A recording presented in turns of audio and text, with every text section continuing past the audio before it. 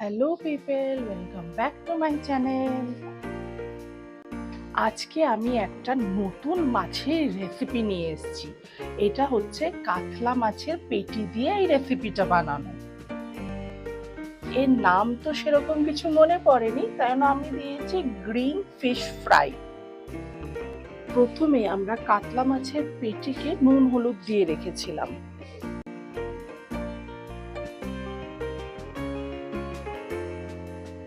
তারপর এর মধ্যে হাফ লেমন জুস দিয়েছি। এবার লেমন জুস দিয়ে এটা ভালো করে ম্যারিনেট করে রাখতে হবে হাফ অ্যান আওয়ারের মতো।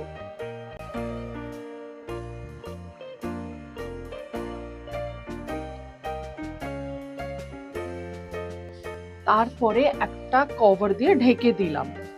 এবার কিছুক্ষণ পর আধ ঘন্টা পর যেগুলো আমরা জিনিসগুলো দেবো, পুদিনা পাতা আর দিচ্ছি ধনে পাতা আর সল্ট আর হচ্ছে একটা কাঁচা লঙ্কা আর হচ্ছে গোলমরিচ, মানে গোটা গোলমরিচ দিতে হবে, পেস্ট করে ওর মধ্যে দিতে হবে আধ ঘন্টা পর।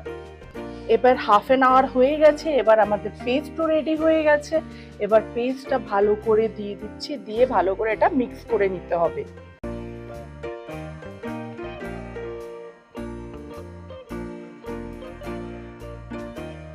এবার এর মধ্যে দেবো আদা পেস্ট আর রসুন পেস্ট দিয়ে ভালো করে আবার মাছটাকে মিক্স করে আমরা 5 থেকে 7 মিনিট ম্যারিনেশনের জন্য আবার রেখে দেবো।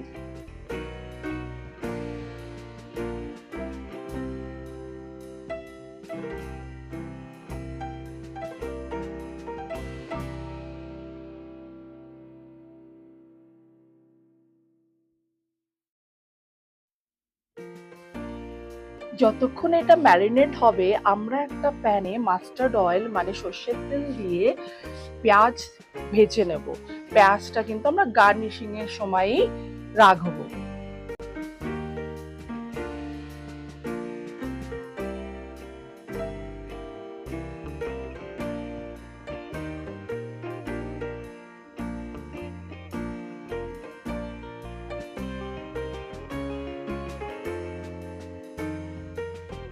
তেলটা যখন হাফ গরম হয়েছে তারপরেই আমরা পেঁয়াজটা দিয়ে দিচ্ছি, বিকজ তেল গরম হয়ে যাওয়ার পর পেঁয়াজ দিলে প্রবলেম হয়।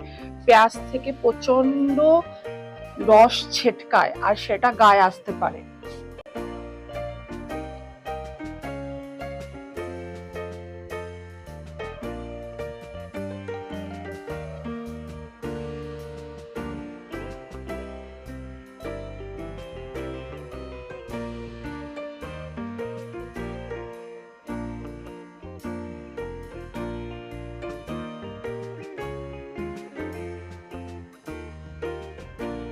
এর মধ্যে আমরা সল্ট এই জন্য দিয়ে দিলাম, বিকজ সল্ট দিলে কিন্তু তাড়াতাড়ি গোল্ডেন ব্রাউন হয়ে যায়।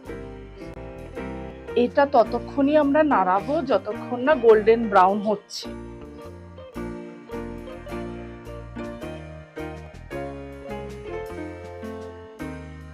আমরা এইটা ভেজে পেঁয়াজটা উঠিয়ে রাখবো একটা বলে, তারপরে সেম তেলেই আমরা আবার মাছটাকে ফ্রাই করব। সেই জন্যই তেলটা একটু পরিমাণে বেশি ছিল। এবার পেঁয়াজটা হয়ে গেছে ভাজা, আমরা একটা বলে উঠিয়ে দিচ্ছি। দেন সেম তেলে আমরা এবার মাছটাকে ফ্রাই করব ভালো মতন। আমি একটা জিনিস এইটা মাছটা খেয়ে বুঝতে পারলাম যে এতটা টেস্টি হয় যে ভাবার মতন না।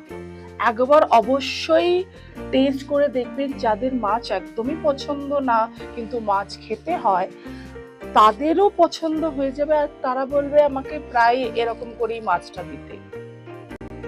এটা অবশ্যই ট্রাই করবেন, এটা হচ্ছে আমার পার্সোনাল রেকমেন্ডেশন, যে এই ডিশটা না ট্রাই করলে আপনারা বুঝতে পারবেন না। এক সাইডটা ভাজার মতন একটু হলে আমরা সাইডগুলো চেঞ্জ করে দেবো, এরকম 2-3 বার আমাদের করতেই হবে, নাহলে কিন্তু ভিতরে ওই ইয়েটা ঢুকবে না, ফ্রাই হবে না ভিতরটা। আর এটা কিন্তু মিডিয়াম টু লো ফ্লেমেই হবে, হাই ফ্লেমে কিন্তু একদম হবে না, তাহলে কিন্তু মাছটা মানে ভাজাও হবে না আর পুড়েও যাবে। এই মাছটা আমরা ফ্রাইড রাইস আর ভাতের সাথে খেতে পারি। আর আমি কাতলা মাছের পেটি এই জন্যই বললাম বিকজ এখানে কাটা খুবই কম থাকে, সেই জন্য বাচ্চাদের পক্ষে এটা, বাচ্চা বয়স্কদের পক্ষে এই মাছগুলোই বেস্ট। আপনারা এইভাবে অন্য মাছও ট্রাই করতে পারেন, এমনকি চিকেনও ট্রাই করতে পারেন, চিকেনও খুব ভালো হয় এরকম ভাবে। আমি একবার পুদিনা চিকেন করেছিলাম, আমার চ্যানেলেই আছে, আপনাদের সেটা লিংক লাগলে বলে দেবেন, আমি আমার কমেন্ট বক্সে সেটাকে আমি পেস্ট করে দেবো লিংকটা। যে কোনো মাছ এইভাবে রান্না করা যায়, বাট মনে রাখতে হবে এইগুলো যেগুলো কাটা কম আছে সেরকম মাছই বেছে নিতে হবে, না হলে কিন্তু খেতে গেলে কারো কাটা আটকে যেতে পারে, যেরকম বাচ্চাদের প্রচন্ড বেছে দিতে হয় কাটা, তারপরে বয়স্কদের বেছে দিতে হয় কাটা, ওদের প্রবলেম হতে পারে।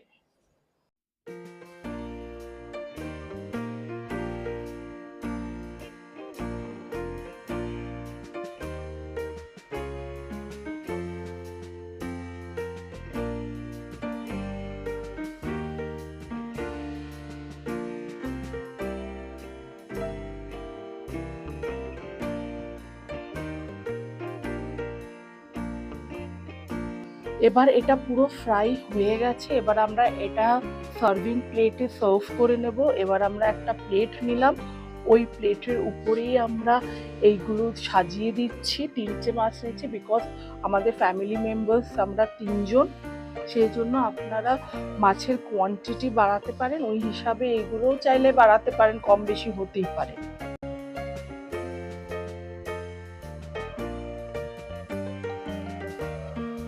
এবার ওর উপরে, মাছের উপরে ফ্রাই করা আমরা যে পেঁয়াজ ফ্রাই করেছিলাম সেইগুলো উপরে গার্নিশ করে দিচ্ছি।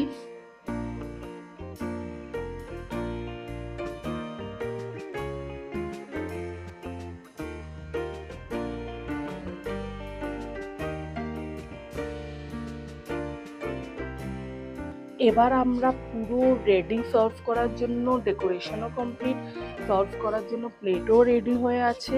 এবার এইটা যদি ভিডিওটা ভালো লেগে থাকে আর এরকম রেসিপি যদি আরও দেখতে চান তো অবশ্যই লাইক, শেয়ার আর সাবস্ক্রাইব করে দেবেন। And thanks for watching.